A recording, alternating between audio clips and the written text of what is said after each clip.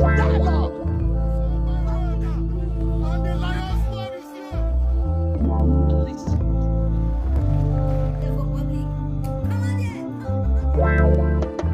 Igbo Area TV on the. Hello viewers, how are you doing?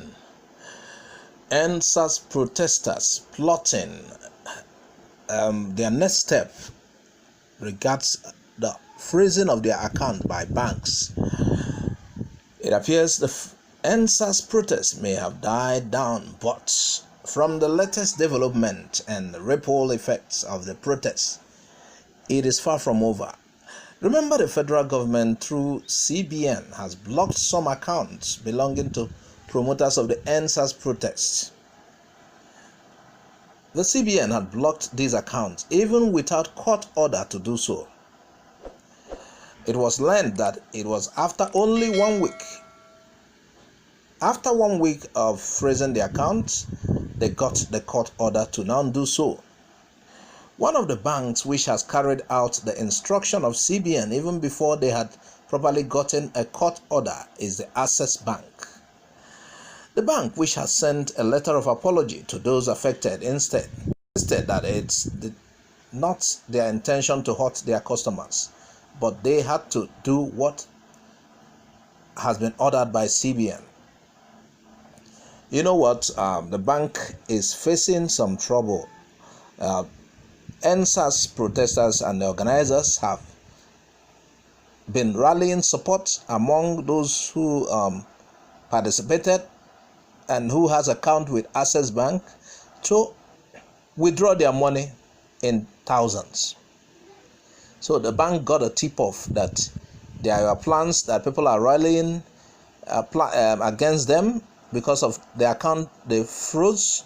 So they had to quickly send apology letter to those who are affected, saying that it will soon be resolved, that it's actually a CBN directive. So what do you think? Please tell us. They said they are without getting a court order. The moment CBN get the directives, Access Bank in particular froze people's accounts. They did freeze the account until maybe a week later they got the court order. But the EndSars protesters, the organizers, are already rallying support, telling people to withdraw all their monies in Access. And Access got a hint about what is happening and quickly apologized that they were carrying out orders from the Apex Bank, CBN, and who are they not to follow CBN order, but they are sure that the problem will be resolved soon. Imo Assembly removes Speaker, elects replacement. The Speaker of Imo State House of Assembly and member representing Isialambano constituency, Dr. Cheji Collins of the All Progressive Congress, APC, was on Friday, 13th of November, removed. In his stead, the member representing Onimo constituency, Paul Emeziem, also of the APC, was elected as the new speaker. Imo State Assembly is said to have 20 APC members and 7 People's Democratic Party members. You know, some of these members went, the moment they had an APC governor, the Supreme Court governor, he lured a lot of these members and joined APC. So now you can see that it's an APC dominated house. So they have more of APC members. So they said 20 members. The house currently have 20 members and 7 members of People's Democratic Party. So Collins was elected in June 2019 after he defected from the All Progressive Grand Alliance, APGA, to PDP during the ousted Emeka Ihedioha administration. When Governor Hope Uzodimma took over in January 2020, the impeached speaker, along other side, joined APC. Amid heavy security at Ojukwu Center, which served as a temporary venue of the assembly, the members, led by Deputy Speaker China Iwanyanwu presided over the short session that began around 2 p.m. After the impeachment saga, MSM with other members, supporters headed to the government house, Owerri, to visit Uzodimma, the incumbent Supreme Court governor of Imo State. And during this time, journalists were not granted access. But from sources, Collins was not in the plenary, but 16 legislators out of 27 impeached the former speaker. Yes, he's now a former speaker. The majority leader, Uche Ogbuago, member representing Ikeduru constituency, was also said to be present during the impeachment. Is this Uche Ogbuago the comedian? He joined politics. I hope he will not behave like Desmond Elliot. People who forget the days of little beginning, who forget that it is not easy. People who forget that a lot of people actually qualify, but some are not lucky to get to the seats. So,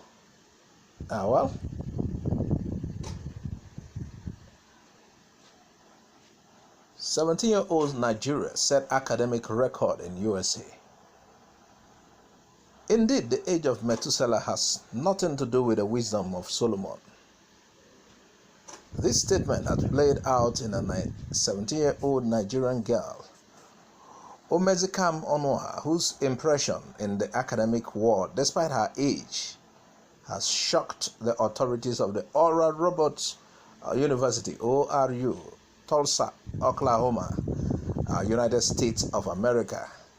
It was noted that Omezikam's academic excellence didn't start now. It actually began in Nigeria during her primary and secondary school days at the Faith Academic Canaan Land, FACL. The girl's academic performance when she was at FACL earned her the head of the prestigious school during her final year. Having come out with her flying colors in her school certificate examination as she met straight A's, Omezikam last year, as a result of her academic strength, was offered a partial scholarship by ORU to study international relations at the university. From the saying that man never leaves his shadow behind while moving, this girl, in same vein, so to say, still with the same academic prowess, went to United States with her academic excellence. In her first year in ORU, she continued in her outstanding academic distinction, having a record of 4.00 CGPA, the best result in the university. Wow! We are proud of you, Igbo girl.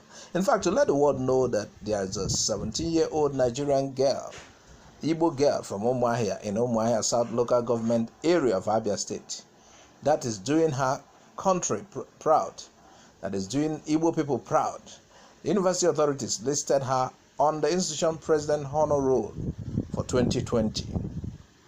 The president of ORU, Dr. William M. Wilson, conveyed a letter congratulating the girl, saying that she did not only distinguish herself through her effort, but also bring honor to our Lord Jesus Christ. Pastor David Onoha, Omezikam's father, who was overwhelmed by his daughter's academic exploit, told Education Desk that he knew his daughter was good academically and it started in her early life, but he didn't know she would carry it over to US, where she met her university's overall best in her first year and at the age of 17. Wow, I doff my hat for you, girl. I doff my hat, you're too great. Omezikam's academic impression is not only a thing of joy for the Onoha's family in Abia State, but the nation at large. She made us proud at a time when the outside world has, over the years, continued to have a negative view about our people. Pastor David, the young girl's father, is now calling on governments at all levels and sponsorship organizations to help sponsor his daughter's remaining program at the university because the financial burden of seeing her through is weighing heavily on him, owing to the fact that his daughter was accorded partial scholarship. I think with such academic prowess, the school should take over. Such bright students, there is no way she wouldn't get support. These are kind of materials a lot of people will want to invest in. Yes, not for anything but because she has to finish her studies, and such academic prowess, such learned person, such brain must not be allowed to grow still. So I think she needs support. Yeah. I know some people are listening. Please, viewers, would like to know what you think about this. Please, if you have not subscribed to our channel, subscribe. Also click on the bell icon to get our update each time it drops. Bye for now.